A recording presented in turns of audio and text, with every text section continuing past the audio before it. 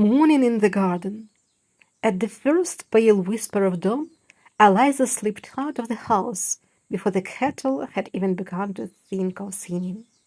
The garden lay before her like a breathing tapestry, each leaf holding a droplet of light, each stem trembling with the promise of warmth. She paused on the stone path, letting the cool air settle on her skin. A blackbird's call ran clear as glass, and somewhere in the lavender hedge a bee stirred, still drowsy with sleep. Eliza picked up her watering can and moved slowly among the flower beds. She tilted it with care, sending thin silver arc over the marigolds, foxgloves, and young peony shoots. The soil drank greedily, releasing the rich, loamy scent she loved, the perfume of life turning over. At the edge of the vegetable patch, she crouched with her hand trowel, loosening the earth around the tomato plants and lifting out stubborn weeds. Their roots came free with a soft sigh.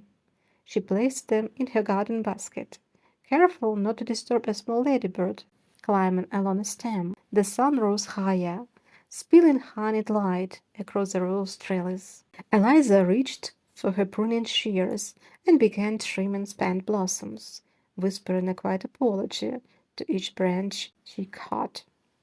The roses answered with fragrance, warm, deep, and almost human. Near the old apple tree, she knelt again, this time with her weeding fork, teasing apart compacted soil around the thyme and sage.